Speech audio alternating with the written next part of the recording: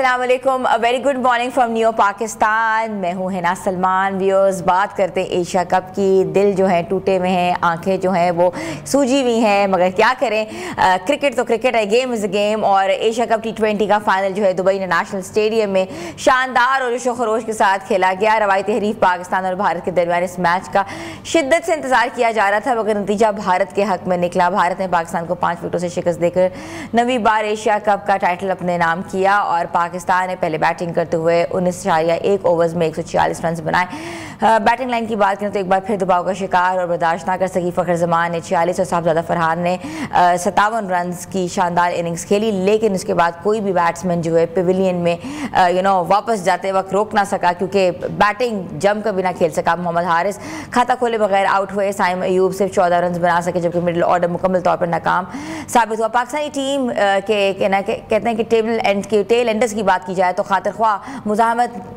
दिखा सके भारत के बॉलर्स ने बेहतरीन हिकमत अमली अपनाई।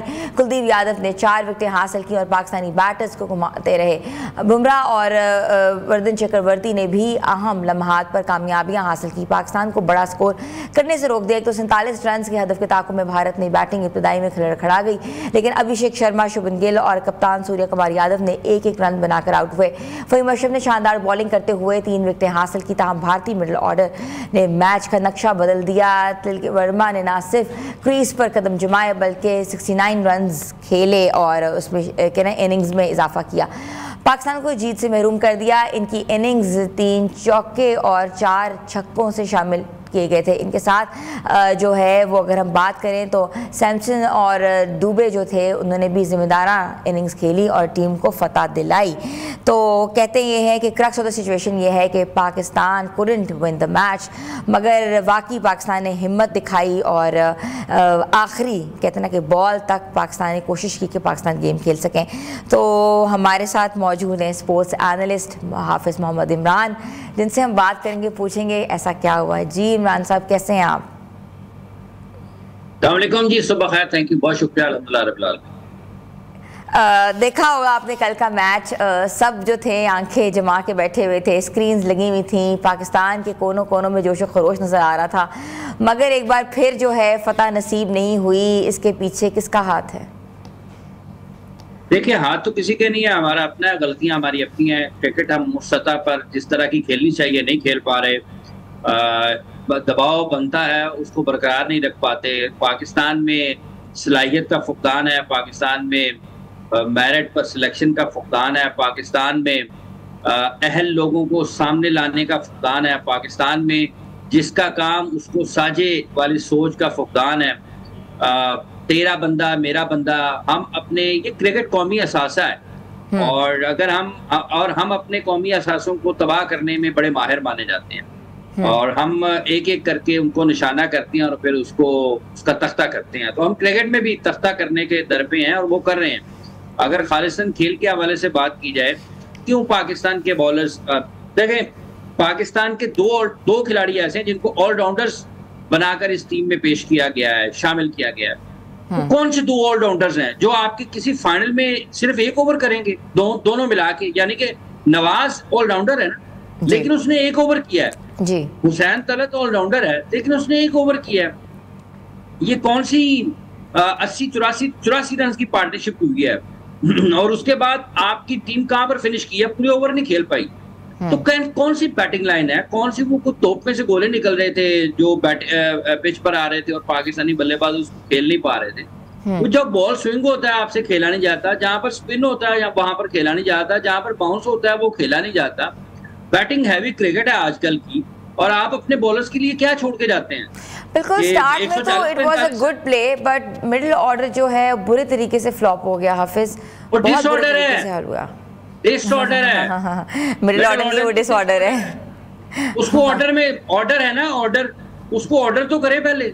हाँ, आपने कहां पर किसको खिलाना है? आप कह रहे हैं जी हम तो ब्रांड की क्रिकेट खेल रहे हैं, हमने तो हाई स्ट्राइक रेट की क्रिकेट खेलनी है, और जिसका हाईएस्ट स्ट्राइक रेट है आपकी इस टीम में से वो बाहर बैठा हुआ, वो बाहर बैठे हुए। क्यों खिलाया आपने उसको? ना, किस बुनियाद पर उसको सिलेक्ट किया था और किस वजह से उसको बाहर करके हुसैन तलत को टीम में शामिल किया?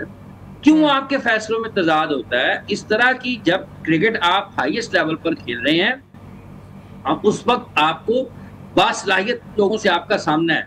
ऐसा नहीं है कि हर जगह पर, हर मुल्क में लोग आप ही की तरह के सिलेक्टर बैठे हों, आप ही की तरह की उनकी सतही सोच हो क्रिकेट के मामले में। लोग इसको एक फख्र समझते हैं कि आपका नेशनल फ्लैग ऊपर जाना है, आपके नौजवान खिलाड़ियों को या आपके खिलाड़ियों के सर फख्र से बुलंद होने हैं, हेड डाउन, सर गिरे नहीं होने चाहिए। लोग इसको इस तरीके से देखते हैं। सो अगर आप मैच के हवाले से बात करते हैं तो बहुत सारी गलतियां ऐसी हैं। पहला मैच तो नहीं था जिसमें एक बॉलर फास्ट बॉलर के साथ खेले हम, एक फास्ट बॉलर के साथ जिसका नाम है जसप्रीत बुमराह, और आपने उस टीम के खिलाफ 150 नहीं किया, पूरे 20 ओवर नहीं खेले, ठीक है। और उनका ऑलराउंडर भी है अक्षर पटेल, उनका एक स्पिनर है कुलदीप यादव, ठीक है, एक वरुण चक्रवर्ती, 2 स्पिनर्स के साथ खेले हैं वो स्पेशलिस्ट, ठीक है, एक फास्ट बॉलर, 3 बॉलर्स थे उनके, 3 बॉलर्स, सिर्फ 3 स्पेशलिस्ट बॉलर्स थे। बिल्कुल, देखिए विकेट कैसे लिए उन्होंने, दड़ दड़ करके विकेट लिए हैं, और हम लोग जो हैं कल इस इंतजार में कि विकेट गिरेगी, विकेट गिर जाएगी। इनको पता नहीं चलता कि बॉल कहां पर गिर रहा है, उसने क्या करना है। स्पिनर का बॉल, हमारा कोच क्या कहता है कि ऑफ द हैंड पिक करने का मसला ही नहीं है, मतलब ये है कि ऑफ द पिच आपको कितना टाइम मिलेगा। ऑफ द हैंड आप पिक करते हैं बॉल, तो बॉल गिरने से लेकर आपके पास बैट तक लगने का वक्त होता है, और जब ऑफ द पिच पिक करते हैं तो बॉल गिरने से बैट्समैन तक आने का जितना टाइम है उसके बाद वो होता है। तो वो जो उसने ट्रेवल किया है बॉलर के हाथ से पिच तक, वो तो आपने टाइम जाया कर दिया।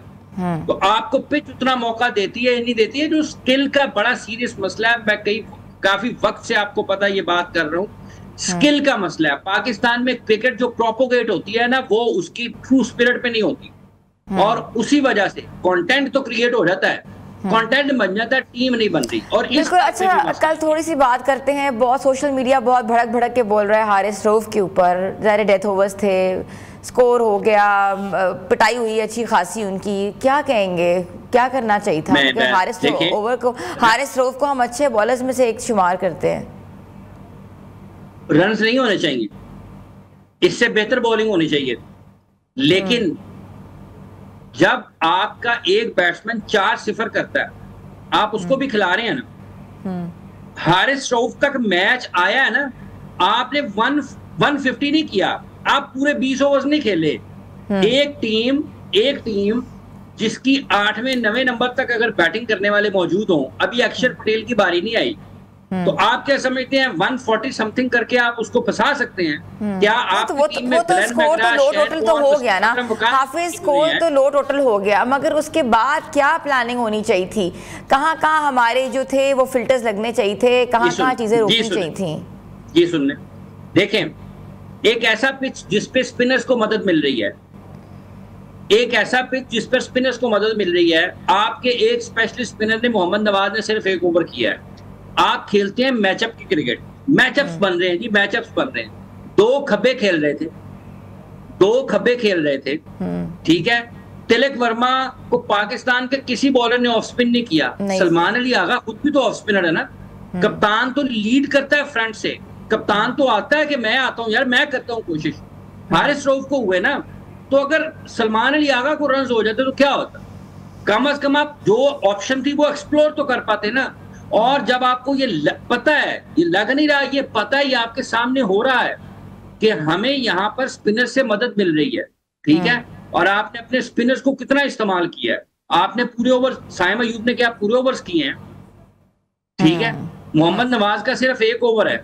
तो ये जो ओवर्स बचे हैं स्पिनर्स के, ये किस लिए बचाए गए? ये किस लिए बचाए गए? हारिस रऊफ तक बात नहीं आनी चाहिए थी, उसको उससे ज्यादा बेहतर बॉलिंग करनी चाहिए थी। इसमें कोई दूसरी राय नहीं है, ठीक है, इसमें कोई दूसरी राय नहीं है।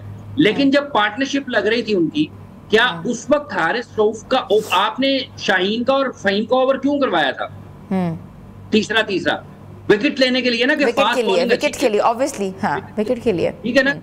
तो जब ये दोनों नए खेल रहे थे तो क्या वहां पर एक अच्छा, फ़हीम अशरफ के ऊपर थोड़ी सी बात करें। फ़हीम अशरफ ने आपने देखा है कि अच्छा परफॉर्म किया है, 3 विकेटें उन्होंने ली हैं और फिर भी ट्राई करते रहे हैं कि पाकिस्तान के रन जो हैं वो रोक सकें, लेकिन बाकी जो बॉलर्स थे वो नहीं अच्छा परफॉर्म कर सके। इसके साथ साथ हम रन नहीं रोक सके, हमारा टोटल लो था, हम लोग जान मारे थे, मगर इतने लो टोटल के साथ हम कैसे जीत सकते थे, ये तो हमें पता ही था। देखें हिना, आजकल बैटिंग हैवी क्रिकेट है। आपको हर तरह की कंडीशंस में आपकी बैटिंग लाइन को रन्स देने हैं ऑन बोर्ड। 8-8 बल्लेबाजों के साथ टीमें खेलती हैं, आपने रन्स ऑन बोर्ड करने हैं। अभी मैंने अर्ज किया कि अक्षर पटेल की अभी बारी नहीं आई, मेरा ख्याल है वो क्या नाम है उनका, शिवम दुबे खेलने के लिए आए थे और रिंकू सिंह आए खेलने के लिए। अक्षर पटेल अभी रहता था, रिंकू ने तो मैच जितवाया है, लेकिन 5 आउट हो गए थे। हाँ। 2 स्पेशलिस्ट बैट्समैन खेल रहे थे, 7 हो गए। 8वां अक्षर पटेल है, वो T20 वर्ल्ड कप की फातेह टीम का रुकन है इंडिया का। उसने वहां पर बड़ी इंपॉर्टेंट बारियां खेली थी। 8 नंबर तक प्रॉपर बैटिंग करने वाले बैटर मौजूद हो जिस टीम में, आप समझते हैं कि आप 140 समथिंग उनके लिए बहुत रन हैं, और उनमें भी आप मैच में वापस आए। कौन लेके आया? बॉलर्स ही लेके आए ना, आपके फास्ट बॉलर्स लेके आए। शाहीन का पहला ओवर बड़ा इंपैक्ट उसने डाला, सेकंड ओवर में उसी प्रेशर में विकेट मिला फ़हीम अशरफ को। कितने अच्छे गेंद उन्होंने किए पाकिस्तान के फास्ट बॉलर्स ने। तो कप्तान को इस्तेमाल करना चाहिए था ना कि मैंने अपने बॉलर्स की यूटिलाइजेशन कैसे करनी है, कैसे मैंने सिंगल्स को रोकना है, कैसे मैंने प्रेशर बिल्ड करना है। और ये जो कह रहे हैं ना off the hand ball pick करना कोई मसला नहीं है, ये जितने रन्स उन्होंने रोटेट किया है ना सिंगल्स के साथ स्कोर बोर्ड को, उन्होंने ऑफ द हैंड पिक किया है। जरा उनको खेलते हुए देखें कि वो कैसे खेल रहे थे। लाइन में आ रहे थे, हर सिंगल मिडल हुआ है, गैप में गया है, मिडल हुआ है। तो बिल्कुल, अगर उन्होंने हिटिंग नहीं की है तो उन्होंने स्ट्राइक रोटेट की है। बिल्कुल बिल्कुल स्ट्राइक रोटेट कर रहे थे अगर हिटिंग नहीं हुई है। आखिरी हमने ओवर्स में देखा है, और फिर उन्होंने बिल्कुल मैच विनिंग शॉट लगा कर जो है वो अपनी टीम को मैच जिताया है। अच्छा, कंट्रोवर्सीज के ऊपर भी बात करते हैं। डिफरेंट कंट्रोवर्सीज भी कल देखने में आई हैं। सबसे बड़ी कंट्रोवर्सी थी कि ट्रॉफ़ी ना लेना, और ऑब्वियसली ACC के प्रेसिडेंट से ट्रॉफ़ी ना लेना जो मोहसिन नकवी से उन्होंने इनकार कर दिया, जिसके ऊपर क्रिकेट गुरूज और बहुत से लोग कह रहे हैं कि स्पोर्ट्समैन स्पिरिट ऐसा नहीं होता। और दोनों मुल्कों के दरमियान जो है एक हॉट टॉक्स जो है, हॉट टॉपिक जो है वो पूरे सोशल मीडिया में आया हुआ है। देखिए, ये तो नरेंद्र मोदी की पॉलिसी है ना, इसमें तो कोई दूसरी राय नहीं है। उनकी स्टेट पॉलिसी है, और ये पाकिस्तान को इसका क्या नुकसान होना है? इसका खेल को नुकसान होना है। और खेल के कस्टोडियन कौन है? ICC खेल का कस्टोडियन है ना। और इसके स्टेक होल्डर्स कौन है? इसके स्टेक होल्डर्स दुनिया के तमाम बड़े क्रिकेट खेलने वाले ममालिक हैं। ये तमाम ममालिक की जिम्मेदारी है कि वो इंडियन क्रिकेट बोर्ड को और वो ICC को कहें। इंग्लैंड, साउथ अफ्रीका, न्यूजीलैंड, ठीक है, ऑस्ट्रेलिया, पाकिस्तान, बांग्लादेश और जितने भी अफगानिस्तान, जिम्बाब्वे, ये जितने भी टेस्ट स्टेटस रखते हैं ममालिक, इनकी ये बुनियादी जिम्मेदारी है कि ये ICC से कहें कि जनाब ये जो बदतमीजी है ना, ये खत्म करना, क्रिकेट को अलाइव रखना चाहिए। It's a spirit of cricket. हाँ, ये सब स्टेक होल्डर्स हैं, उसका मुहाफिज ICC है, कस्टोडियन ICC है।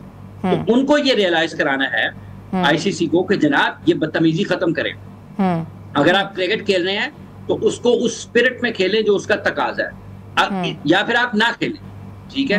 पाकिस्तान के साथ उनका मामला सफारती सतह पर है, पाकिस्तान के साथ उनका मामला या ताल्लुकात खराब सियासी सतह पर हैं। पाकिस्तान के साथ उनके ताल्लुकात की खराबी दिफाई सतह पर है कि जो मई में हुआ है, 10 मई 2025 में जो पाकिस्तान ने जो जंगी माहौल था जिसमें पाकिस्तान ने कामयाबी हासिल की है, तो आप उसको वहां पर रखें ना, वहां पर रखें, वो मुकाबला वहां पर करें। अगर आपने खेल के जरिए सियासत करनी है, अपने सियासत को चमकाना है, तो इसके लिए जो तमाम क्रिकेट खेलने वाले ममालिक हैं उनको खड़ा होना है। इंडिया को पकड़ें, इसको नरेंद्र मोदी की उस तासुब और तशद्दुद और नफरत की जहनियत से बचाएं। और अगर आपने देखा है कि मैच के बाद भी जब सवाल हुए हैं, जिस तरह का भारतीय कप्तान का एक टेम्परामेंट था, एक एग्रेशन था, वो बहुत पॉलिटिसाइज था। वो हर स्टेटमेंट को ऑपरेशन सिंदूर से जोड़ देते थे, हर चीज़ को वो जंग से जोड़ रहे थे। That was not a cricket, that was something else. तो वो कौन है? ये किसकी पॉलिसी है? नरेंद्र मोदी की पॉलिसी है ना। और आपको याद होगा जय शाह ने जंग के दिनों में एक ट्वीट इंस्टाग्राम पोस्ट की थी अपनी फौज के लिए, तो वो किसके कहने पे की थी या वो सोच किसकी है? वो नरेंद्र मोदी की सोच है ना। ये जो सूर्य कुमार यादव बोल रहा है, ये किसकी सोच है? ये नरेंद्र मोदी की सोच है ना। उस सोच की मुरम्मत की जरूरत है और उस सोच की मुरम्मत की जरूरत है। हम मुरम्मत कर रहे हैं, दुनिया को उसकी मुरम्मत करनी है। हमने मुरम्मत भी की थी जहां पर वो आए थे, अब दुनिया को उसकी मुरम्मत करनी है। ये जो England, Australia, New Zealand, south Africa का मैं नाम ले रहा हूँ, ये इन लोगों की जिम्मेदारी है कि ये खड़े हों और उनसे कहें कि भाईजान ये बदतमीजी बंद करें। और जहां तक आप ये बात सही कह रही है, सोच की बात है, क्योंकि आपको याद होगा 1999 में जो है कारगिल का चल रहा था सारा सिलसिला, फिर भी पाकिस्तान इंडिया का मैच जो मैनचेस्टर में खेला जा रहा था। मैडम 99 में पाकिस्तान इंडिया गया था दौरा करने के लिए, फिरोज शाह कोटला का पिच उखाड़ दिया गया था 1999 में, ठीक है। आज से 26 साल पहले पाकिस्तान ने उस टेंस माहौल में क्रिकेट खेली है। 2004 में इंडिया की टीम पाकिस्तान आई थी, 96-7 में इंडिया की टीम पाकिस्तान आई थी व्हाइट बॉल सीरीज खेलने के लिए। 2004 में तवील अरसे के बाद टेस्ट मैचेस खेलने के लिए बिल्कुल बिल्कुल याद है, बिल्कुल ऐसा ही है। तो ये क्रिकेट होती रही है। आपके ताल्लुकात हुकूमती सतह पर खराब है, उसको हुकूमती सतह पर ठीक करें। आपके ताल्लुकात खेल के मैदान में पाकिस्तान के ताल्लुकात ऐसे नहीं रहे। और ये जो एक नई रिवायत है नरेंद्र मोदी की तरफ से, दुनिया को इसके ऊपर खामोश नहीं रहना चाहिए। ये दुनिया की जिम्मेदारी है। खेल तासुब से, इलाकाई तासुब से, नफरत से, सियासत से बालातर होते हैं, उसको वही रहने दिया जाए तो ये ज्यादा बेहतर है। अगर वो ट्रॉफी, अब पहले उन्होंने हाथ नहीं मिलाया और ये होना ही था आखिर में, अगर वो जीत जाते हैं तो ट्रॉफी उन्होंने नहीं लेनी थी। ये शुरू से ही ये कोई नई चीज नहीं थी जब उन्होंने हाथ नहीं मिलाया था तो ये बात होना ही होना थी। सो ये अच्छा नहीं है ना। ये जो फ्रेम बन रहे हैं सारी जिंदगी के लिए, ये बरसों तक, दहाइयों तक लोगों को याद रहेंगे कि जब कभी भी हवाला आएगा कि दुनिया में सबसे ज्यादा बदतहजीब कौम क्रिकेट खेलने वाली टीम कौन सी थी, जो ना हाथ मिलाने के ऊपर आती है। जो आप देखें कि वकार यूनुस पाकिस्तानी कप्तान से बात कर रहे हैं और रवि शास्त्री सूर्य कुमार यादव से जो है, बिल्कुल बिल्कुल तमाशा है यार। हाँ। और फिर लोगों को भी स्टैंड में अलग अलग बिठा दें कि ये ऑस्ट्रेलियन स्टैंड है, ये इंग्लिश स्टैंड है, ये डच स्टैंड है, ये कैनेडियन स्टैंड है, ठीक है जी, ये बांग्लादेशी स्टैंड है, ये अफगान का स्टैंड है, ये पाकिस्तान का स्टैंड है। लोगों को भी अलग अलग बिठा दें, फिर वो कैबिन बना दें। कैबिन बना देना जब स्टैंड्स आपके शायकीन के लिए हैं, उसमें भी तकसीम कर दें। फिर ये क्या तमाशा है? ये तो गलत चीज है ना। अगर आप वहां पर मुत्तहिद हैं, इकट्ठे बैठ के मैच देख रहे हैं, पाकिस्तान इंडिया के लोग, अफगानिस्तान पाकिस्तान, ऑस्ट्रेलिया इंग्लैंड के लोग, ऑस्ट्रेलिया इंग्लैंड की ऐसी सीरीज नहीं होती क्या? बिल्कुल होती है, वो भी एक तरह जंग का समा होता है वहाँ भी एशेज से। लेकिन वही वाली बात है ना कि आपका बॉल और आपका बैट जो है वो जवाब देता है। आप लोग पर्सनल कमेंट्स डाल के इस तरह के जवाब नहीं देते। अच्छा, एशिया कप तो हो गया है हाफिज, आगे क्या प्लानिंग हो रही है? कौन से चेंजेस जो हैं वो मुतवक्के हैं? कोई चेंजेस देखने में आ रही हैं? कोई बड़े फैसले, बड़े डिसीजंस जो हैं हर टूर्नामेंट के बाद होते हैं, इस बार क्या देखने में आ रहा है? ना मैं आपको सच्ची बात बताऊं, बात यह है कि ये जो सतही किस्म की तब्दीलियां ना, बात बहुत बढ़ गई। कौन आ रहा है, कौन नहीं आ रहा, कौन इन होता है, कौन आउट होता है, ये बड़ी मामूल की चीजें हैं। जब तक आपका सिस्टम ऑर्डर में नहीं होगा, इन प्लेस नहीं होगा ना, क्रिकेट आपकी नीचे जा चुकी है बहुत ज्यादा। ये खिलाड़ी को डालने, वो माइक हैसन पाकिस्तान आया, उसको भी पता लग गया कि ये सोशल मीडिया की कौम है, इनको गुस्सा करके दिखाओ, ये खुश हो जाते हैं। हाँ। वो भी वही कर रहे हैं। हाँ। वो 148 आपकी टीम के 150 आपकी टीम ने किया, नहीं किस चीज का गुस्सा कर रहे हैं? वो बाहर से आके कभी इशारे कर रहा है, कभी ये कर रहा है। उसको पता लग चीज मैं आपसे पूछना चाह रही थी, पता लग गया दोनों टीम, एक तरफ गौतम गंभीर लगे हुए थे, एक तरफ माइक हैसन लगे हुए थे, अंदर ड्रेसिंग रूम से मैसेजेस आ रहे हैं या आपके डग आउट से मैसेजेस आ रहे हैं अंदर, ये चीजें पहले इतनी ज्यादा देखने में नहीं आई थी। देखे ना, माइक हैसन को पता चल गया ना पाकिस्तान का कि ये लोग खुश हो जाएंगे, सोशल मीडिया पे तूफान बर्पा हो जाएगा, वो कहेंगे और बड़ा मुहब्बे वतन है ये, पाकिस्तान के क्रिकेट से बड़ा प्यार है इसको। भाईजान आपने तैयारी करके जाना था, वहां पर आपको ये इशारे करने हैं, समझाना है, 20 ओवर खेलने हैं आपने वहां पे, वो खेले नहीं गए। एक के बाद एक गलती दोहराई गई है, सिलेक्शन ठीक नहीं है। पाकिस्तान के तमाम नुमाया सियासतदान, ख्वाजा आसिफ साहब बहुत मुतारिक हैं और भी सियासतदान मुतारिक हैं। भाईजान आप इस खेल को सियासत से पाक करें, ये अपना असर खत्म करें। इसमें सियासत खत्म कर दें। आपने दुनिया का मुकाबला करना है। ये पाकिस्तान के खिलाड़ी दुनिया के मैचेस में अपना परचम नीचे झुका, ना आपके सर झुके होने चाहिए, ना आपका परचम नीचे होना चाहिए। इस तकलीफ को इसको महसूस करें कि आपका परचम सर बुलंद रहना चाहिए। अगर वो नीचे आता है तो आपको उसकी तकलीफ होनी चाहिए। अगर आपके खिलाड़ी झुके हुए कंधों के साथ और सर उनके झुके हुए हैं और वो उस हालत में मैदान से बाहर आ रहे हैं, तो बिल्कुल ये पूरी कौम की तकलीफ है हाफिज साहब, ये पूरी कौम की तकलीफ है। और कल जिस तरह कौम जो है वो दरम बरम हुई है, हमने देखा है तमाशाई क्रिकेट जो है वो सड़कों पे क्या कर रहे थे। It was really heart wrenching. Thank you so much. हमारे साथ मौजूद है स्पोर्ट्स एनालिस्ट हाफिज मोहम्मद इमरान। कल के मैच के ऊपर क्या बात करें। एशिया कप का फाइनल जो है वो भारत के हिस्से में आया है और पाकिस्तान जो है वो एक बार फिर जो है वो भारत से ये मैच नहीं जीत सका। शायकीन क्रिकेट के जो दिल हैं वो वाकई जो है वो टूटे हुए हैं और टूट फूट का शिकार हैं, आंखें सूजी हुई हैं और बाकी दिल बर्दाश्त हैं। छोटी सी ब्रेक पे जा रहे हैं, ब्रेक के बाद वापस आते हैं। आप लोग हमारे साथ रहें।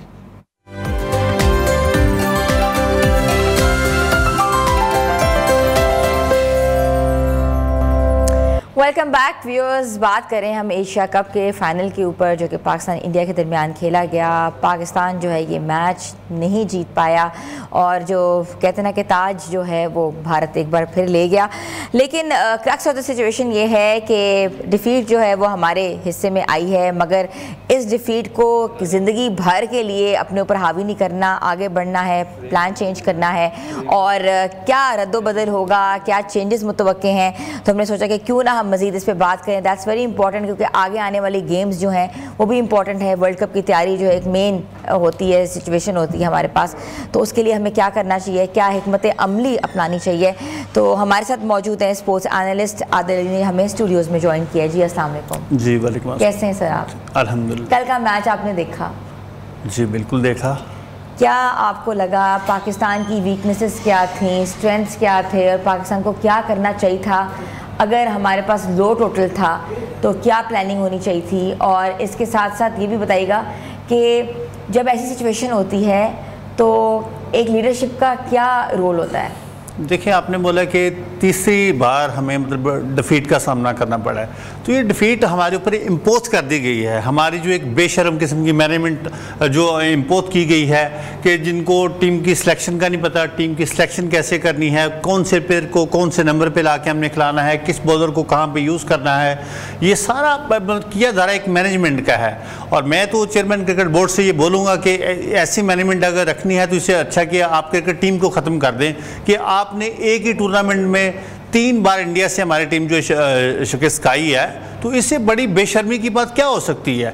अब कल का मैं देखिए कि आपने एक लो टोटल है, ठीक है जी, आपने एक अच्छा स्टार्ट आपके ओपनर ने दिया। T20 क्रिकेट में 60-70 रन का जो एक स्टार्ट होता है बहुत अच्छा स्टार्ट होता है। उसके बाद आपने क्या किया, लास्ट मैच की तरह आपने 13 ओवर्स तक एक अच्छा खेला है। उसके बाद आपने 28 गेंदों पर 7 विकेटें अपनी जो है ना तो गिरा दी। क्या लगता है आदिल साहब जल्दी किस बात की थी? जल्दी इनको बस ये थी कि बस ये घर आए, क्योंकि जब आपके पास मैच का प्लान कोई नहीं है, ठीक है, कि एक 84 रन का आपको स्टार्ट दिया आपके ओपनर ने, उसके बाद आपको कुछ भी करने की ज़रूरत नहीं थी। आप जस्ट स्ट्राइक रोटेट करते रहते तो आपका फिर भी टोटल 175 से प्लस जाता था। लेकिन आपने वहाँ पे क्या किया कि हर बंदे ने आके यही सोचा कि गेंद को मैंने जो है ना वो दुबई से शारजाह पहुँचाना है, उसी वो गलतियाँ करते गए और आपका end of the day total आपने क्या किया 145, चलें 145 आपने कर दिया। उसके बाद आपके बॉलर्स ने आके अच्छा स्टार्ट दिया, 20 पे 3 विकेटें गिर चुकी थी इंडिया की, ठीक है। उसके बाद जीता हुआ मैच आपने एक अपनी जो लीडरशिप है उसकी वजह से जो इंडिया को जो है वो प्लेट में रख के दे दिया कि जब आपके पास स्पिनर बॉलर जो थे अच्छी बॉलिंग कर रहे थे, एक अच्छा मोमेंटम बना हुआ था, तो आपने वहाँ पे 15वें ओवर में हारिस रऊफ को लाने की क्यों गलती की? आपके पास 3 ओवर पड़े हुए हैं नवाज के, एक इब्रार का ओवर पड़ा हुआ है, साइम अयूब का ओवर पड़ा हुआ है। जब आपको पता है कि इंडियन बैट्समैन इस टाइम स्ट्रगल कर रहे हैं, बॉल रुक के आ रही है, तो डेफिनेटली वो चांस लेते। 10+ एवरेज थी, लेकिन आपने क्या किया कि आप हारिस रऊफ को ले आए और 17 रन, वो जो एक मैच का टर्निंग पॉइंट था वो 17 रन थे जो हारिस रऊफ ने गाए। आप 145 को डिफेंड करने जा रहे हो और आपका मेन बॉलर जो है वो 4 ओवर्स में 50 रन जो है वो दे रहा है, तो आप कहाँ से मैच जीतोगे? एक ऐसा प्लेयर आपने कैप्टन बना दिया कि जिसको लाहौर के नेशनल T20 जो हमारा होता है, लाहौर की टीम उसको नहीं खिलाती, तो आपने उसको पाकिस्तान की टीम का कैप्टन बना दिया। ये कहाँ की समझदारी है? अच्छा, मुझे आदत से तो बताएं, बिल्कुल आपने बड़ी जल्दी चीज़ें समअप कर दी हैं, मगर हम लोग जो है ये देख रहे थे कि एक जो है वो एक पार्टनरशिप बहुत ज़रूरी थी जो कि हमने भारत की देखी, जो कि तिलके वर्मा और डुबे की पार्टनरशिप थी, जिसके बाद जो है मैच का पलटा एकदम से पलटा, क्योंकि पहले तो उनका टॉप ऑर्डर फेल कर गया, ठीक है, हमारा टॉप ऑर्डर चल गया, हमारा मिडिल ऑर्डर फेल कर गया, उनका मिडिल ऑर्डर चल गया। जी बिल्कुल। तो ये तो पिच की सिचुएशन नहीं है, ये इधर गलती क्या है? गलती बेसिकली मैंने आपको बताया कि गलती पिच में कोई इतनी को परेशानी वाली बात नहीं थी, पिच अच्छा वर्क कर रही थी, बैट्समैनों के हक में थी पिच, ठीक है, लेकिन हमारे बैट्समैन ने जल्दबाजियां की हैं। उनके भी शुरू में स्टार्टिंग में ठीक है, प्लेयरों ने जैसा कि मैंने पिछले मैच में बोला था कि इनको एक जो है वेरिएशन के साथ बॉल करनी चाहिए। कल पाकिस्तानी बॉलरों ने शुरू स्टार्टिंग में एक बॉल में वेरिएशन किया कि स्लोअर बॉल उनको फेंके, तो उन्होंने शुरू स्टार्टिंग में 3 विकेटें इनके पाकिस्तानी बॉलर्स ने ले ली। उसके बाद तिलक वर्मा और शुभम दुबे उन्होंने एक क्लास दिखाई कि हाँ भी मैच की सिचुएशन को देखते हुए उन्होंने पार्टनरशिप लगाई, जहाँ पे उनको स्ट्राइक रोटेट करना था स्ट्राइक रोटेट किया, जहाँ पे उनको बाउंड्री की ज़रूरत थी उन्होंने अच्छी हिटिंग की, और यही वजह थी कि उनकी एक मैच प्लानिंग अच्छी थी, पीछे से उनको मैसेजिंग अच्छी हो रही थी और उन्होंने मैच विन किया। मैसेजिंग तो हमें भी हो रही थी, हमने पूरे मैच में देखा है माइक हसन जो है वो मैसेज भिजवा रहे थे हमारे ड्रेसिंग रूम से, मैसेज आ रहे थे। आपने वो ये पाकिस्तान की टीम छोड़ी है, आपने तो सब पूरी इस्लामाबाद यूनाइटेड जो है ये ला के रख दी कि आपको किसी और टीम से कोई प्लेयर नहीं मिला, कि आपने 5 से 6 ओपनर इस टीम में खिला दिए गए हैं, आपने जो 2 ऑलराउंडर खिलाए हुए हैं। इन हमारे सेलेक्टर को ऑलराउंडर की डेफिनेशन का पता है कि ऑलराउंडर होता क्या है। जैक कैलिस ऑलराउंडर है, इंडिया का देख लें, जडेजा के इंडिया में जाओ, इंग्लैंड की विकेटों पे जाके वो कैसे परफॉर्म कर रहे हैं। आप मोहम्मद नवाज को ऑलराउंडर की कैटेगरी में लेके आ रहे हो, आप फ़हीम अशरफ को ऑलराउंडर की कैटेगरी में लेके आ रहे हो। इनको ऑलराउंडर की डेफिनेशन का ही नहीं पता कि ऑलराउंडर होता क्या है। ऑलराउंडर मैच विनर होते हैं, लेकिन हमारे यहाँ पे सारा एक पर्ची सिस्टम चल रहा है, टीम को तबाह करके रख दिया लोगों ने।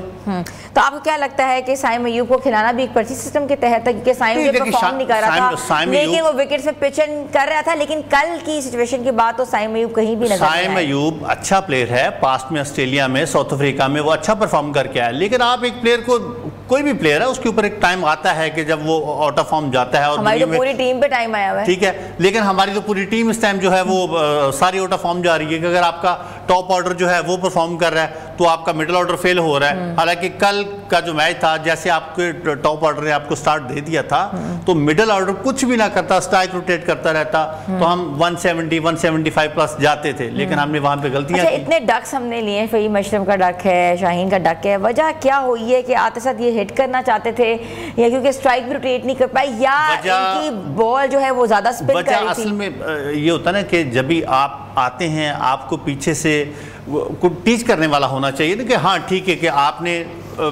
एक अच्छा स्टार्ट ले लिया है, अगर फिर उसके बाद 2-3 विकेटें बैक टू बैक गिर गई हैं तो आपको चाहिए आप स्ट्राइक रोटेट करें। स्ट्राइक आप 13 ओवर के बाद आपने क्या किया, एक प्लेयर ने भी सिंगल लेने की कोशिश नहीं की, आप 13 से 16 17 तक भी आप सिर्फ स्ट्राइक रोटेट करते रहते, तो आप देखें 4 ओवर में 24 बॉलें होती है ना, 24 सिंगलें आ जाती, बीच में लूज बॉल भी आती है, आपको बाउंड्री भी मिलती, आखिरी वाले 3 ओवर आप 4 फिर पिटाई कर देते, आपका एक अच्छा स्कोर बन जाता। लेकिन इनको किसी ने समझाया नहीं कि भाई विकेट पे जाके खेलना कैसे है। सही क्लास दिखाइए कल आके शुभम दुबे और तिलक वर्मा ने कि ऐसे खेलते हैं, सिचुएशन के मुताबिक। उनकी विकेटें गिर चुकी थी लेकिन उन्होंने प्रेशर नहीं लिया, वो स्ट्राइक रोटेट करते रहे, अच्छा उन्होंने खेला, जहाँ पे उनको बाउंड्रीज की जरूरत थी उन्होंने बाउंड्री भी ली, सिंगल लिए, डबल लिए, और वो मैच जीत के। अच्छा, स्पिरिट ऑफ क्रिकेट के ऊपर थोड़ी सी बात करें। कल देखा कि मैच के अंदर जी है बहुत मैच के बाद भी जो है वो स्टेटमेंट्स भी आई हैं, और ट्रॉफी जो है उन्होंने मोहसिन नकवी से नहीं एक्सेप्ट की, तो बहुत शोर भी मचा हुआ है कि ये स्पिरिट ऑफ क्रिकेट नहीं है, ऐसा पहली बार हिस्ट्री में देखने में आया है। देखिए ये तो एक स्पोर्ट्समैन स्पिरिट के अगेंस्ट हैं चीज़ें, लेकिन इसमें हमारे बोर्ड की भी कमज़ोरी है कि हमारे बोर्ड ने स्टैंड कभी लिया ही नहीं। अब देखिए इससे पीछे चैंपियन ट्रॉफी थी, आप होस्ट कर रहे थे, आपको चाहिए था कि इंडिया को इधर बुलाते, उस टाइम भी आपने अपने आप को लेट डाउन किया कि आप दुबई में चले गए, उनको हर तरह की ऑफ़र दी, हर तरह से फैसिलिटेट किया। तो जब इस तरह की चीज़ें होती रहेंगी कि उनको पता है कि हमारा बोर्ड कमज़ोर है, जो हम कहेंगे ICC में हमारी मानी जाती है, तो वो अपनी मनमानी करते रहेंगे। इस मसले में आप कभी भी जब तक आप स्टैंड नहीं लेंगे, ये चीज़ें आपकी ऐसे चलती रहेंगी। मैच भी देखा आपने बड़ा पोलिटिसाइज हो गया, पहले दिन से मैचेस जो है पोलिटिसाइज थे, क्या इसका असर पाकिस्तानी टीम पे पड़ा है? देखिए, चीज़ों का असर तो पड़ता है ना कि इंटरनेशनल लेवल पे वर्ल्ड वाइड, बेशक ये एक एशिया का इवेंट है, लेकिन इसको वर्ल्ड लेवल पे जो क्रिकेट टीमें हैं वो देख रही हैं, दुनिया देख रही है, तो असर तो पड़ता है हर चीज़ का। लेकिन इसमें कसूर है हमारे क्रिकेट बोर्ड का कि हम बस हाथ पे हाथ धर के बैठ जाते हैं, यस सर, वो हमें आदत पड़ी हुई है, तो वो एक चल रहा है system. Thank you so much. हमारे साथ मौजूद है स्पोर्ट्स एनालिस्ट आदिल अली, और कहना यही है कि पाकिस्तान टीम ने जो है बहुत ज़्यादा मिस्टेक्स की हैं और देखा नहीं है, गेम प्लान नहीं था, गेम के चैलेंजेस जो थे वो फेस नहीं कर पाए, हमारा बॉलिंग अटैक जो था वो एकदम से कमज़ोर पड़ गया, बैटिंग लाइन जो थी ऑटोमेटिकली फेल हो रही थी, विकेट्स जो थे हम लोग लूज़ कर गए थे और पाकिस्तान ने एक लो टोटल दिया, जिसकी नतीजे में जो है पाकिस्तान जो है एशिया कप नहीं जीत सका। और बहुत सी कौम की उम्मीदें थी, वाबस्ता थी अपनी टीम से, और कल देखें शायकीन क्रिकेट के दिल जिस तरह टूटे हैं, ना सिर्फ दिल टूटे हैं बल्कि स्क्रीन्स भी टूटी हैं और घरों में जो है एक तरफ से कोहराम भी बरपा हुआ था कि एकदम से कहते हैं ना कि दिल छोड़ दिया था टीम ने, टीम के साथ साथ जो है लोगों ने। तो व्यूअर्स, आगे आने वाले दिनों में देखना है कि टीम में क्या हिकमत अमली आएगी, क्या चेंजेस आएंगी, और चेंजेस के साथ साथ पाकिस्तान टीम को वाकई कम बैक करना पड़ेगा अगर उन्होंने पाकिस्तान का नाम रोशन करना है। छोटी सी ब्रेक पर जा रहे हैं, ब्रेक के बाद हम वापस आते हैं, आप लोग हमारे साथ रहें।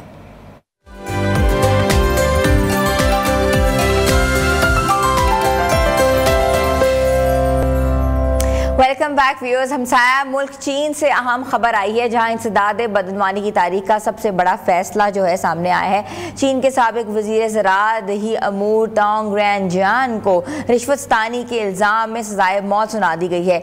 ये सजा जालिन सूबे की एक अदालत ने सुनाई, ताहम इस पर अमल दरामद 2 साल के लिए मुअत्तल रखा गया। अदालत के मुताबिक तांग रेनजियान ने अपने जुराइम का इतराफ़ भी कर लिया था। उन पर इल्ज़ाम था कि उन्होंने 2007 से 2024 के दौरान मुख्तलिफ सरकारी ओहदों पर रहते हुए नकदी और जायदाद की शक्ल में रिश्वत वसूल की, जिसकी कुल मालियत जो है 268 मिलियन युआन बनती है। ये रकम तकरीबन जो है 3 करोड़ 76 लाख डॉलर बनती है। याद रहे कि चीनी कम्युनिस्ट पार्टी ने नवंबर 2024 में ही तोंग रेनजियान को पार्टी से निकाल दिया था। इसके सिर्फ 6 माह बाद इंसदाद बदनवानी कमीशन ने उनके खिलाफ बाकायदा तहकीकात शुरू की और उन्हें ओहदे से हटा दिया। माहिरीन के मुताबिक ये कार्रवाई गैर मामूली तौर पर तेज रफ्तार थी, बिल्कुल वही जैसे चीन के साबिक वज़रा दिफा शोंग फो और दुबी के खिलाफ जो है कार्रवाइयाँ की गई थी। चीन में सदर शी जिनपिंग ने 2020 में एक बड़े क्रैकडाउन का आगाज़ किया था, जिसका मकसद पुलिस, इस्तग़ासा और अदलिया के निज़ाम में मुकम्मल शफाफियत और वफादारी को यकीनी बनाना था। सदर शी जिनपिंग ने रवां साल जनवरी में कहा था कि बदनवानी कम्युनिस्ट पार्टी के लिए सबसे बड़ा खतरा, और यह खतरा अब भी बढ़ रहा है। तोंग रेनजियान ना सिर्फ जो है वजीर ज़राअत रह चुके हैं, बल्कि वो 2017 से 2020 तक मगरबी सूबे गॉन्जो के गवर्नर भी हैं। इतने आला सतह मनसब पर फाइज रहने वाले जो शख्स के खिलाफ ये फैसला चीन की अदालत और सियासी निज़ाम में एक मिसाल के तौर पर दिखाया जा रहा है। ये केस चीन के इस सख्त पैगाम की अक्कासी करता है कि कोई भी शख्स, चाहे वो कितनी ही ताकतवर हो या कितनी भी बड़े ओहदे पर फाइज हो, कानून से बालतर नहीं है। और यही पैगाम जो है सदर शी जिनपिंग अपनी ही जीरो टॉलरेंस और फॉर करप्शन पॉलिसी के तहत दुनिया को देना चाहते हैं। तो व्यूज़, बहुत इंपॉर्टेंट मैसेज है और ये मैसेज जो है तमाम मुल्क में होना चाहिए। ये सिस्टम अगर पाकिस्तान में हो जाए तो वाकई शफाफियत का एक बहुत बड़ी मिसाल कायम हो सकती है। व्यूज़, छोटी सी ब्रेक पर जा रहे हैं, ब्रेक के बाद वापस आते हैं। आप देख रहे हैं न्यू पाकिस्तान।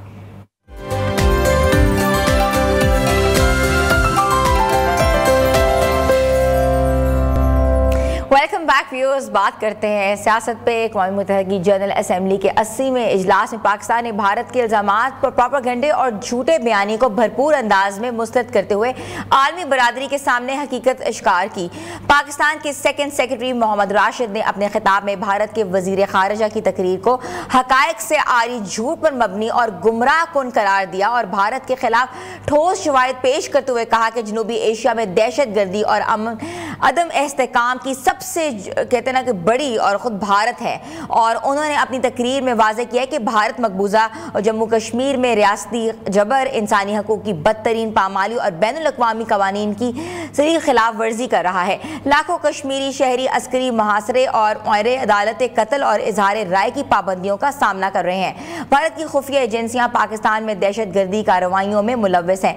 कुलभूषण यादव का केस इस बात का नाकाबिले तरदीद सबूत है कि भारत बराह रास्त जो है वो तकरीबकारी और उसके बाद दहशतगर्दी की सरपरस्ती करता है। भारत किसी भी दहशतगर्दी के वाक़े का जिम्मेदार फौरी तौर पर पाकिस्तान को ठहरा देता है, जैसा कि हालिया पहलगाम वाक़या जिसने पाकिस्तान ने गैर जानबदार तहकीकात की पेशकश भी की, लेकिन भारत ने इसे मुस्तरद करके अपने झूठ को अया कर दिया।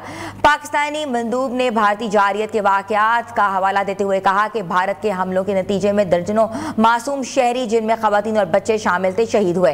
पाकिस्तान ने हमेशा अपने दिफा का हक इस्तेमाल करते हुए सिर्फ फौजी अहदाफ को निशाना बनाया है और बैनुल-अक़वामी क़वानीन की पासदारी की है। दुश्मन के जंगी तैयारे मार गिराना पाकिस्तान के अस्करी दिफा की कामयाबी और भारत की शिकस्त की अलामत है। मोहम्मद राशिद ने आलमी बरादरी को इतना कि तंबीह भी किया है कि भारत की इंतहा पसंदाना पॉलिसियाँ और जारहाना रवैया न सिर्फ जनूबी एशिया बल्कि आलमी अमन के लिए भी बहुत बड़ा खतरा है। उन्होंने कहा है कि पाकिस्तान अमन मुकालमे और सफारतकारी का हामी है, लेकिन भारत का ये रवैया खित्ते में कशीदगी और बदएतमादी को हवा दे रहा है। पाकिस्तान के मुदल्लिल ठोस शवाहिद पर मबनी मौक़िफ़ ने आलमी सतह पर तासुर मजबूत किया है कि भारत अपने जुराइम को छुपाने के लिए पाकिस्तान पर इल्ज़ामात लगाता है। भारतीय मंदूब का पाकिस्तान के जवाब के दौरान हॉल छोड़ देना इस बात का सबूत है कि भारत के पास अपने झूठे दावों को साबित करने के लिए कोई दलील मौजूद नहीं है। यह पाकिस्तान की सफारती कामयाबी और भारत की बड़ी नाकामी के तौर पर देखा जा रहा है। तो क्या हुआ, कैसे हुआ, पूरी सिचुएशन पे बात करेंगे और बात करने के लिए हमारे साथ मौजूद हैं यूएस से सीनियर तज्ज़ियाकार परवेज सिद्दीकी, जिनको मैं शो में वेलकम करती हूँ। जी अस्सलाम वालेकुम। जी परवेज सिद्दीकी साहब, welcome to the show. But ये बताइएगा कि भारत आलमी बरादरी में अपने मौक़िफ़ को बरकरार रखने में नाकाम हो रहा है, क्या कहेंगे? मेरे ख्याल में भारत जो है वो हैंडल नहीं कर पा रहा है दिस चेंजिंग सिचुएशन जो हो रही है। उनके लिए काफ़ी डिसअपॉइंटमेंट और डिमोरलाइजिंग हुआ है। ये कुछ जो वाक़या जब से पाकिस्तान के साथ उनका मुकाबला हुआ था और पाकिस्तान ने उनको शिकस्त दी, तो आई थिंक ट्रंप ने भी उनको काफ़ी हद तक जो है वो ज़्यादा अटेंशन नहीं पे की, सो वो डीमोरलाइज हुए। एंड आई थिंक वो जो भी चीज़ें कर रहे हैं उससे वाज़ह होता है कि ये इन लोगों से ये बर्दाश्त नहीं हो पा रहा है। Recent successes in the past, India वो सक्सेसफुल, अब इस दफ़ा जो है वो Pakistan has out manoeuvred them.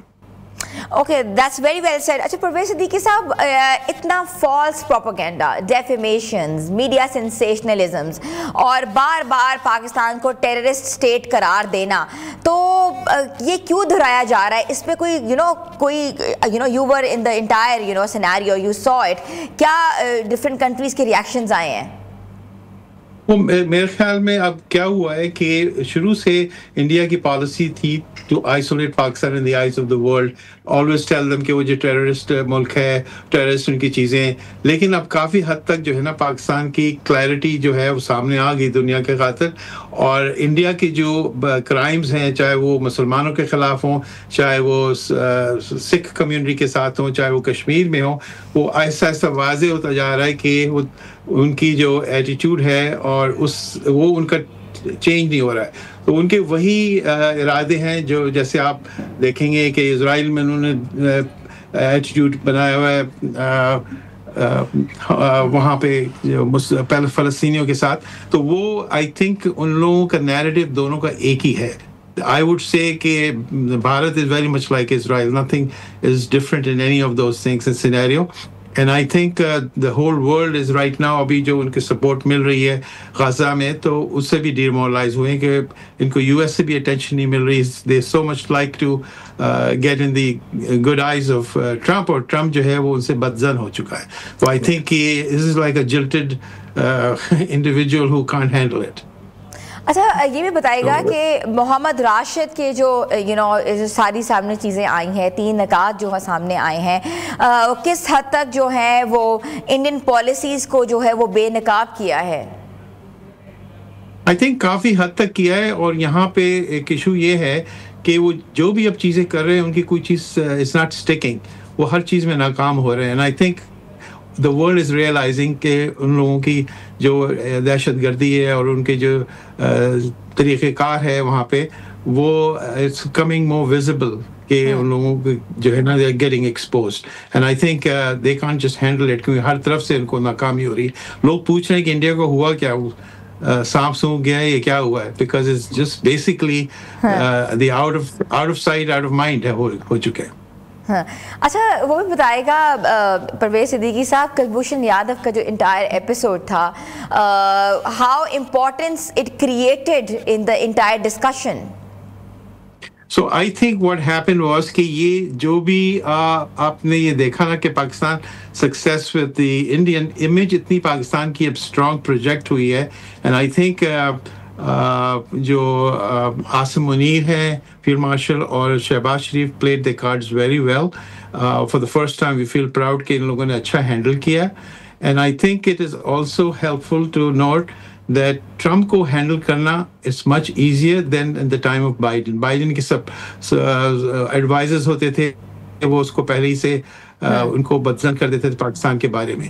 Now you're dealing with one-on-one. Trump doesn't listen to anybody else except himself. तो उस वजह से वो है ना one-on-one पे it is easier to handle him. आप उसको अगर one-on-one engage करते हैं तो वो you are able to win him over, and I think that's what you're seeing right now. World का image change हो गया. अब आपने ये देखा कि सऊदी ने जो पाकिस्तान के साथ डील की है, it is prior to that वो पाकिस्तान का एटीट्यूड सऊदीया या any of those countries को वो इतना appreciative नहीं था. जब से कतर के ऊपर ये हुआ है और पाकिस्तान की image आई है, so they needed an alternative, a strong person, and then they realized कि we have to make some deal. I think अपने आप को secure करने के लिए. So I think this is really international stake holders या different ममालिक की बात की जाए तो इंडिया के इस रवैये को रोकने के लिए क्या पाकिस्तान से जो है वो मुश्तरका ताउन किया जाएगा या कोई कोलैबोरेटिव जो है वो कोई चीज़ लेकर आई जाएगी? आई थिंक बेनिफिट क्या होगा इन सब चीज़ों को आउटकम जो मुझे नज़र आ रहा है वो ये है कि पहले Pakistan was very much dependent on the US foreign exchange reserves के बारे में, और इन सब की वजह से they were always under a lot of pressure.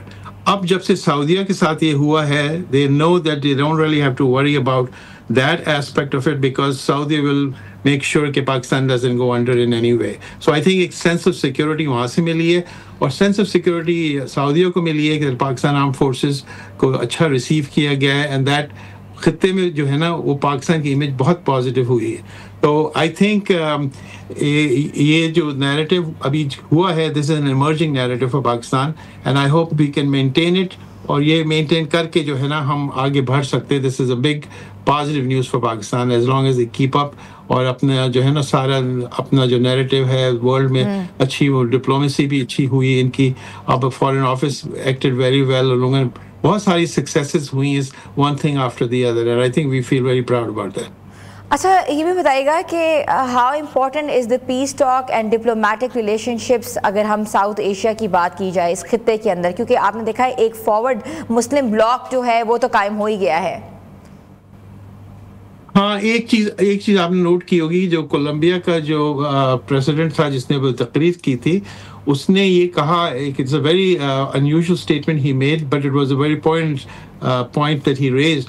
उसने ये कहा है कि हमें एक लिबरेशन फोर्स बनाने की ज़रूरत है, which comprises they are going to volunteer 20,000 of their troops, but he did not say कि वो Middle East से troops. So उसने कहा कि ये South Asian should come up with a force that should be able to take care of issues जो जैसे फ़लस्तीन में हो रहे हैं, गाज़ा में हो रहे हैं. I think that's indication of Pakistan, that Pakistan is like much more equipped with the force and its defense.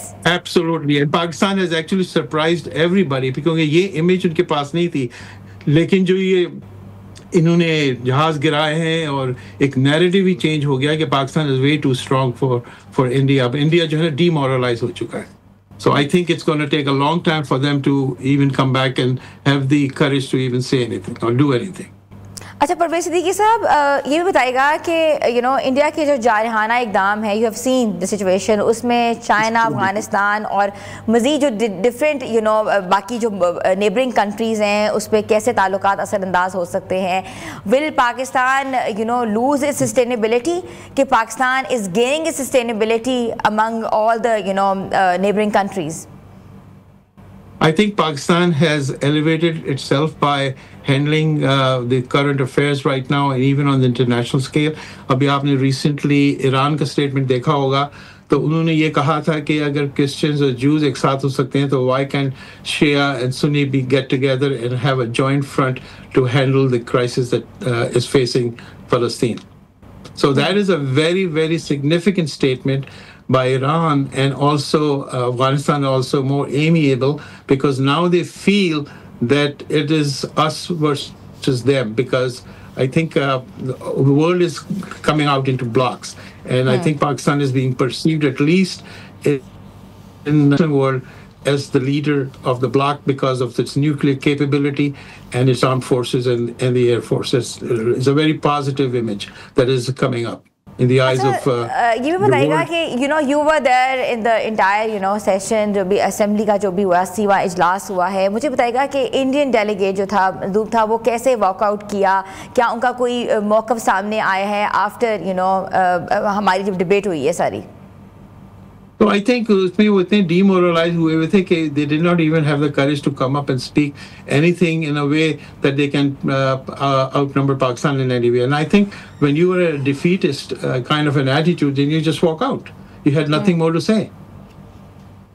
So I would say कि overall Pakistan had a victory. Even United Nations जो उसने speech दी, वो बहुत अच्छी speech दी थी, और उसकी वजह से इंडिया जो है ना वो demoralized हो चुका है. And I think right now they are going through a very difficult time and trying to figure this out कि हम अपने आप को कैसे इस चीज से निकालें. But it's perpetuate हो चुकी है उनकी defeat or attitude. So I think we have to. Parvez Siddiqui sahab, it would be a bad patch, or this image would continue? This image will continue as long as Pakistan knows how to handle their cards properly, because things change very rapidly with situations changing. So if Pakistan plays their cards right, they can maintain this positive image and have a dominant role in the Middle East. And also in the Southeast. Now, आपने ये देखा होगा, Indonesia हो चाहे Malaysia हो, they're all counting on Pakistan because it's the only country which is nuclear armed. And everything is right now based on who is able to protect who. And I think they feel that Pakistan being in their corner, they feel good about the fact that they're not left behind. अच्छा, ये भी बहुत important इधर एक चीज़ है कि जो overseas Pakistani हैं वो क्या सोच रहे हैं, पाकिस्तान का इमेज को कैसे ले रहे हैं, because it's such a great achievement for Pakistan to getting a soft image in the world. I think जो हमारा यहाँ पे जो मौक़िफ़ है ओवरसीज़ पाकिस्तानीज़ का, वो ये है कि इमेज तो चेंज हो रही है इन अ पॉजिटिव वे, क्योंकि बहुत सारी चीज़ें जो थी ना वो पाकिस्तान के सिलसिले में नेगेटिव हो रही थी. For the first time you see positive change, and obviously positive जब चेंज आता है तो उसके एटीट्यूड भी चेंज हो जाते हैं, परसेप्शन भी चेंज होता है. So far so good. I think internally अगर पाकिस्तान अपनी चीज़ें जो है ना अच्छा करना शुरू कर दे, जो इमेज थी वो उसको जो है ना somehow with some positive developments change कर सकता है, तो probably will get more support within Pakistan, and I think that would definitely help them take the nation with them, because कहीं होता है कि जब आपकी negative internal reports आती हैं, so then Pakistan is always there pointing कि भाई आपने इसको क्यों नहीं रिहा किया, इमरान खान को आपने फलां चीज़ें क्यों नहीं की. So I think those things are now not in the limelight as much as before, and now I think the positive side of Pakistan is coming out even on the international scale पे. तो मेरे ख्याल में जो है ना पाकिस्तान की image बेहतर हुई है, परसेप्शन यही है. और अगर ये अपनी जो है ना यही चीज़ों को अपने पॉजिटिवली लेते गए आगे भी, तो I think overseas Pakistanis will, उनका भी एटीट्यूड थोड़ा बेहतर होगा, चेंज होगा। हम चाहते हैं कि पाकिस्तान जो है ना वो, I am telling you honest opinion, कि हम चाहते हैं पाकिस्तान की इमेज सही हो, हालात सही हो, मुल्क तरक्की करे।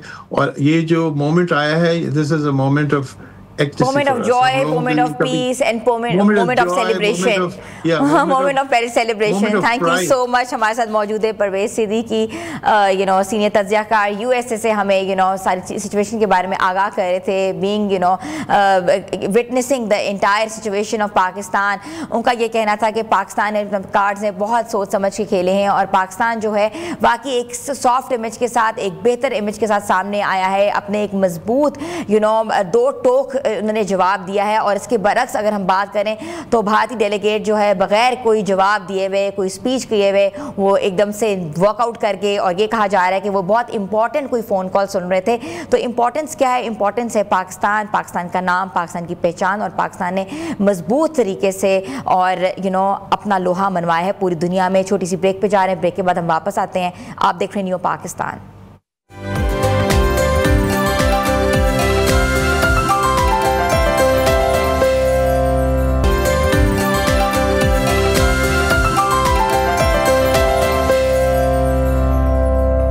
Welcome back viewers. बहुत एक इम्पॉर्टेंट इशू है। इशू ये है कि हमारे जो प्राइम मिनिस्टर शहबाज शरीफ ने एक ज़बरदस्त तरीके से पाकिस्तान का मौक़िफ़ जो है वो UNGA में दिया है, और पाकिस्तान की सफारती कामयाबी और भारत की बड़ी नाकामी जो है वो देखी गई है। इसके साथ साथ ये भी देखा गया है कि जिस तरह भारतीय डेलीगेट जो है वहाँ से वॉकआउट कर गए हैं और उनके पास कोई जवाब नहीं था पाकिस्तान के मौक़िफ़ के ऊपर बात करने के लिए। तो हमारी इस सिचुएशन को हम डील करेंगे, बात भी करेंगे, डिस्कस भी करेंगे। और हमारे साथ मौजूद हैं फॉर्मर एम्बेसडर नगमाना हाशमी, जिनको मैं शो में वेलकम करती हूँ। जी अस्सलाम वालेकुम मैम। वालेकुम अस्सलाम, thank you for inviting me. नगमाना साहिबा, पाकिस्तान की बहुत बड़ी कामयाबी हुई है diplomatic, socially, economically, what do you think about it कि पाकिस्तान ने क्या अपना इमेज जो है पूरी दुनिया में जो है बरकरार रखा है और अब जो है वो खुल के सामने आया है, क्या कहेंगी? आपने बहुत ही इम्पोर्टेंट सवाल से अपने प्रोग्राम का आगाज़ किया है। देखिए, पाकिस्तान ने बड़ी मुश्किल हालात में अपना वक़ार बरकरार रखा है, लेकिन इस वक्त हमने न सिर्फ बरकरार रखा है बल्कि पाकिस्तान के वक़ार को हम उस लेवल पे ले गए हैं जिस पे चाहे अमेरिका हो, रूस हो, चीन हो, यूरोपियन यूनियन हो, इस्लामी ममालिक हो या बाकी ममालिक, वो एक बड़ी कदर व मिल्लत की नज़र से पाकिस्तान को देख रहे हैं। पाकिस्तान एक बिल्कुल जैसे कहते हैं रीडिफाइन हो रहा है, not only as a major security stabiliser in South Asia but also जो लार्जर रीजन है और मिडल ईस्ट में भी एंड बियॉन्ड मिडल ईस्ट। तो हम मिलिटरीली भी हमने अपना इमेज जो है वो भरपूर तरीके से अपने आप की हमारी जो अहलियत है उसको साबित कर बैठे हैं। और इंडिया को सबसे ज़्यादा यही गम खाया जा रहा है कि क्योंकि वो समझते थे कि शायद हम मिलिटरीली इतने स्ट्रॉन्ग हैं, बहुत कन्वेंशनल वॉरफेयर में और स्ट्रेटेजिक डोमेन में के हमसे बड़ा तो यहाँ कोई ठेकेदार और हो नहीं सकता। और हम इस पूरे एरिया के नेट सिक्योरिटी प्रोवाइडर बनेंगे और अपने जो हेजेमनिस्टिक उनके डिज़ाइंस है और वो जो अखंड भारत और हिंदुत्व की फिलॉसफी है उसमें इस पूरे को रंग देंगे। तो उनको जिस तरह की मुंह की खानी पड़ी है मई में 4 दिन की जंग में, उसके ने पूरी साउथ एशिया की और एक्सटेंडेड रीजन की जो बिसात है उसको पलट के रख दिया है। बिल्कुल पाकिस्तान जो है वो हर लिहाज से, चाहे वो इकोनॉमिक लिहाज हो, चाहे वो पॉलिटिकल हो, चाहे वो मिलिट्री और स्ट्रेटेजिक हो, या वो कनेक्टिविटी और डेवलपमेंट का हो, सबसे इम्पोर्टेंट प्लेयर इस वक्त जो निकल के दुनिया के सामने आया है वो पाकिस्तान है और दुनिया इसको एक्नॉलेज कर। हाँ नगमाना साहब, बिल्कुल आप बात सही कर रही हैं। पाकिस्तान का image diplomatically, socially, politically, economically बिल्कुल ठीक है, लेकिन आपको लगता है इस रीजन में अगर हम बात करें तो भारत की जो पॉलिसीज़ के बायस जो है खित्ते में जो टेररिज्म है या इंतहा पसंदी के असरात हैं वो किस हद तक बढ़ सकते हैं, क्योंकि उन्होंने मुँह की खाई है। देखिए, जहाँ तक टेररिज्म का सवाल है, आई एम सो ग्लैड आपने ये क्वेश्चन किया, क्योंकि बहुत सारे लोग ये बात नहीं समझते कि ये जो टेररिज्म का चूरन बेच रहे थे इंडियंस बहुत अरसे से, दुनिया उसको खरीद रही थी, क्योंकि दुनिया को खुद ये नहीं उन्होंने एक्सपीरियंस किया था कि इंडिया कितना अनरिलायबल है, कितना झूठ बोलता है, कितनी मक्कारी करता है और किस कदर का वो खुद स्टेट स्पॉन्सर ऑफ टेररिज्म है। जब ये के अपने मुल्कों में गया, कनाडा में गया, अमेरिका में गया, ऑस्ट्रेलिया और यूके में आप देखें उन्होंने सिखों को की टारगेट किलिंग्स की, तो एकदम से उन्हें एहसास हुआ है दुनिया को कि यार ये तो इंडिया कराता है। और उसके बाद जिस तरह से इंडिया ने डबल प्ले किया है, वेस्ट को भी, रशिया को भी, ईरान को भी, तो उसकी, और खास तौर पे आप देखिए ये जो कतर पे हमला हुआ है, तो मिडिल ईस्ट में भी इंडिया जो है वो एक्सपोज हो गया। नगमाना साहिबा, हम बलूचिस्तान पे हम नहीं भूल सकते, बलूचिस्तान की प्रॉक्सी वॉर्स नहीं भूल सकते। जी, मैं उसी तरफ आ रही हूँ कि देखिए, तो दुनिया जो है अब वो फर्क निगाह से देखना शुरू हो गई है इंडिया को। रिजल्ट के हमारा जो नैरेटिव था कि ये सारी टेररिज्म इंडिया से ओरिजिनेट होता है, लोग अब उसे एक्सेप्ट कर रहे हैं। और अब हमारी बात जो हम अरसे दराज से कह रहे थे कि बलूचिस्तान में और केपीके में बहुत ज्यादा इंडिया की इन्फिल्ट्रेशन है, वो प्रॉक्सी उनकी यहाँ पे है जो हमारे मुल्क में बेतहाशा दहशतगर्दी कर रहे हैं, और हमारे पास तो उनके जिंदा सबूत है। कुलभूषण यादव साहब अभी बैठे हुए हैं और बेतहाशा और सबूत और बहुत कॉम्प्रिहेंसिव डोसियर्स हमने ना सिर्फ यूनाइटेड नेशंस में, यूरोपियन पार्लियामेंट में और दुनिया के तमाम बड़े कैपिटल्स के साथ शेयर किया है। और ये अब अच्छी बात है कि लोग को एक्सेप्टेंस की नजर से देख रहे हैं, इसीलिए जो ये उलझन है उनकी और फ्रस्ट्रेशन है इंडिया की, वो बढ़ती जा रही है, क्योंकि ना ईरान उनके साथ है। अब आपने देख लिया ईरान में उन्होंने किस किस्म की हरकत की है, ना कोई और साउथ एशियन स्टेट इस वक्त इंडिया के साथ आपको खड़ी हुई नजर। बिल्कुल। अफगानिस्तान भी देखिए, अफगानिस्तान भी उनका साथ छोड़ रहा है, बिल्कुल छोड़ रहा है। अभी तो वो अमेरिका का भी साथ छोड़ा है, उन्होंने अपनी बेसिस देने से जो है इनकार कर दिया है। बिल्कुल ऐसा ही है, चीन भी साथ बिल्कुल। बहुत बहुत शुक्रिया, हमारे साथ मौजूद थी नगमाना हाशमी, फॉर्मर एम्बेसडर, और ज़बरदस्त किस्म की गुफ्तगू जो है वो देखने में आई है। उनका ये कहना है कि पाकिस्तान जो है वो अपना सॉफ्ट इमेज और एक बेहतरीन इमेज लेके जो है UNGA में शामिल हुआ है, और भारतीय डेलीगेट्स के पास कोई जवाब देने का, कोई मौक़िफ़ देने का कुछ भी उनके सामना नहीं करना पड़ा, ना उनके पास कुछ था, और पूरी दुनिया में जो है भारत की जगहसाई हो रही है। तो व्यूअर्स, छोटी सी ब्रेक पे जा रहे हैं, ब्रेक के बाद हम वापस आते हैं, आप लोग हमारे साथ रहें।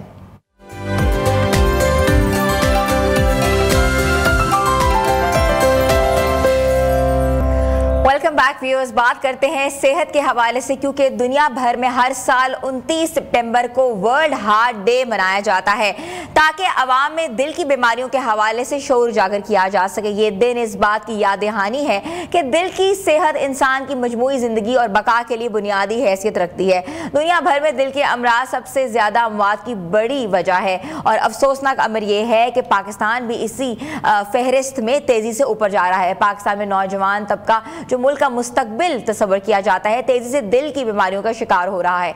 हालिया दादोशुमार और रिपोर्ट्स के मुताबिक 30 से 40 साल की उम्र के अफराद हार्ट अटैक और दीगर अमराज़ कल्ब के केसेस में नुमाया इजाफा देखने में आया है। नाक़िस तर्ज़ ज़िंदगी, गैर सेहतमंद खुराक, वर्जिश की कमी, तंबाकू नोशी, ज़हनी दबाव और मोटापा नौजवान में बढ़ते दिल के अमराज की बड़ी वजह जो है वो साबित हो रही है। गुज़श्ता चंद महीनों में मुल्क के मुख्तलिफ शहरों के कई नौजवानों की अचानक हार्ट अटैक के बाइस अमवात की खबरें खबरें भी सामने आई हैं जिन्होंने माशरे में तफ्शीश की लहर जो है दौड़ दी है।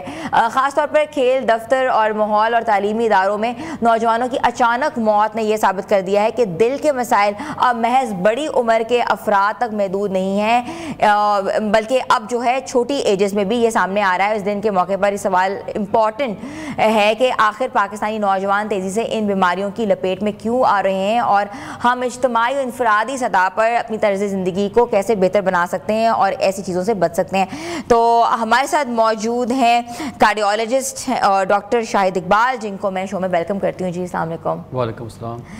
डॉक्टर साहब ये बताइएगा कि आजकल हमने देखा है कि हार्ट अटैक्स बहुत ज़्यादा हो रहे हैं और एज जो ब्रैकेट है वो है 20 से 40 ईयर्स के दरमियान, तो इसकी बुनियादी वजह क्या है? इसमें कोई शक नहीं कि ओवरऑल जो है कार्डियोवैस्कुलर डिसऑर्डर्स जो है ये the global cause of death, पूरी दुनिया के अंदर ये लीडिंग कॉज है। लेकिन पाकिस्तान में भी बदकिस्मती से इसमें जो मेन वजह है वो उन तमाम फैक्टर्स का बढ़ जाना है, वो अवामल जो इसका बाइस बनते हैं। जैसे अगर बात करें शुगर की तो पाकिस्तान इस वक्त टॉप 3 कंट्रीज़ में आ रहा है। अच्छा। ब्लड प्रेशर की बात करें तो हर चौथा बंदे को ब्लड प्रेशर है। मोटापे की बात करूँ एवरी 9% इज हैविंग ओबेसिटी। इसके अलावा स्मोकिंग, जहनी तनाव, वर्जिश का ना करना, हमारे बेसिकली जो तर्ज ज़िंदगी है वो उसमें बड़ा ख़तरनाक जो चीज़ें नेगेटिव चीज़ें आ चुकी हैं जिसकी वजह से ये प्रॉब्लम आ रही है। अच्छा, जो कार्डिक अरेस्ट होता है और हार्ट अटैक होता है उसमें फ़र्क क्या होता है? आमतौर पे हार्ट अटैक में तो पेशेंट को सीने में दर्द होती है ज़्यादातर केसेस के अंदर, जैसे सीने में दर्द है, सांस का फूलना है, ठंडे पसीने आना है, ये बाएं बाजू का नम हो जाना, ठीक है, इस तरह की अलामत आती है। मगर हम कार्डिक अरेस्ट की बात करेंगे तो कार्डिक अरेस्ट में किसी किस्म की अलामत नहीं आती। आप देखेंगे एक बंदा बिल्कुल ठीक बैठा हुआ है, कोई काम कर रहा है, अचानक से वो गिर पड़ता है। अच्छा, उसमें अलामत नहीं आती, कोई अलामत नहीं आएगी, नहीं अलामत, ठीक है, वो ऑटोमेटिकली एकदम से वो डेथ हो, वो ऐसे ऐसे उसका हार्ट ने काम करना छोड़ दिया।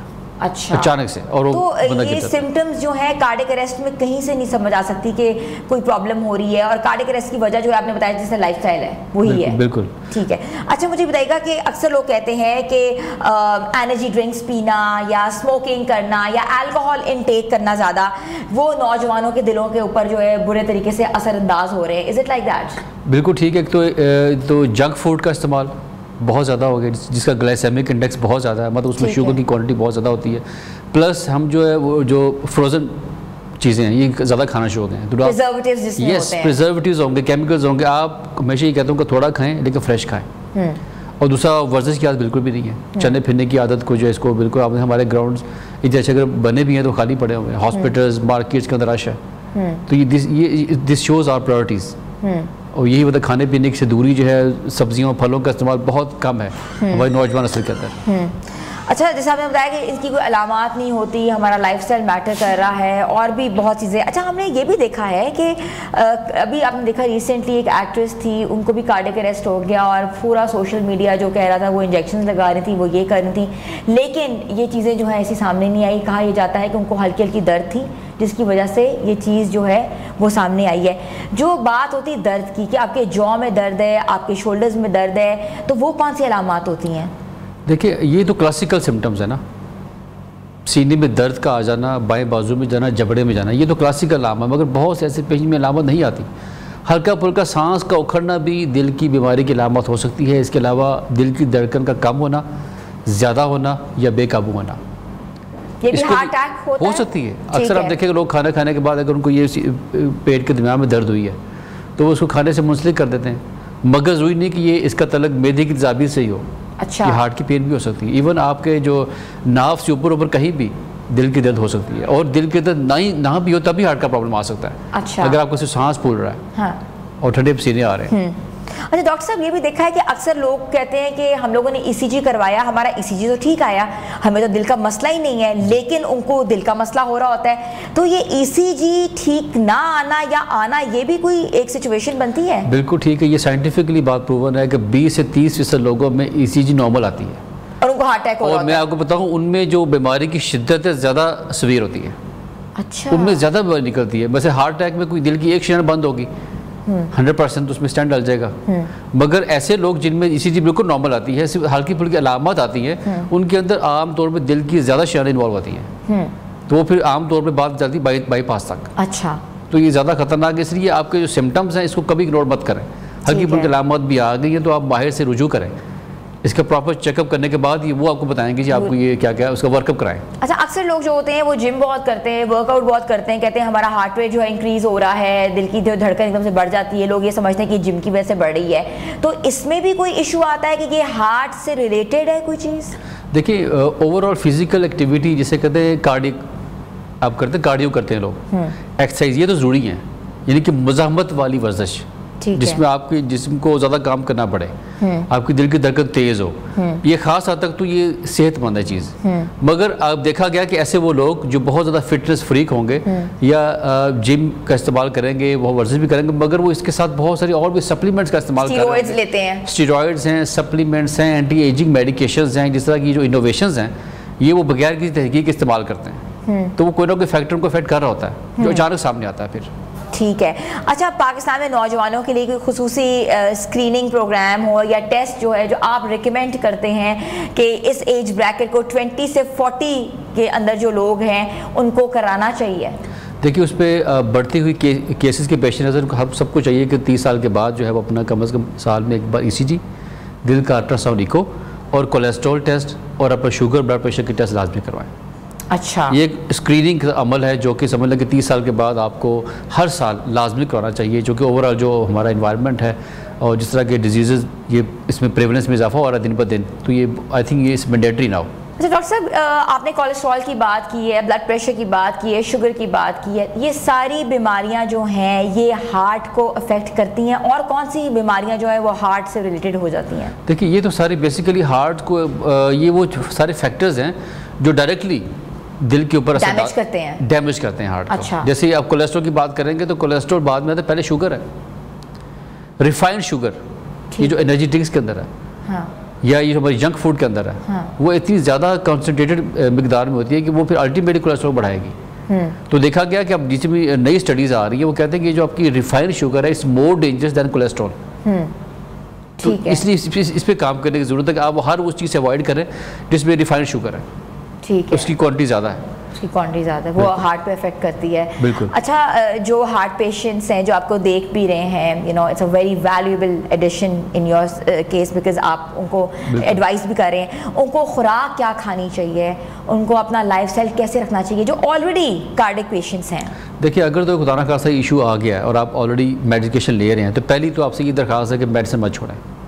अच्छा। आमतौर पर जब एक दफ़ा हार्ट अटैक आ जाता है वो लोग मेडिसिन छोड़ देते हैं, फिर दोबारा हार्ट अटैक आता है, और जो दोबारा हार्ट अटैक है वो ज़्यादा शिद्दत का होता है जो खुदा ना खासा जानलेवा भी साबित हो सकता है। तो दवाइयात का इस्तेमाल बाकायदगी से करें, 8 घंटे की पुरुष को नींद पूरी करें, हाइड्रेशन अच्छी रखें, आपने पानी की कमी नहीं होने देनी, इसके अलावा ताज़ा सब्जियों, फलों और सैलड का इस्तेमाल ज़्यादा करें। मैं तो पेशेंट से कहता हूँ कि नमक मिर्च का भी कोई एक मिकदार में खाना चाहिए। बिल्कुल, ज़्यादा नमक जो है ये ब्लड प्रेशर हाई करता है, तो अक्सर देखा होगा लोग एडेड उस पर सॉल्ट डाल रहे होते हैं सामने के ऊपर, तो इससे अवॉइड करें।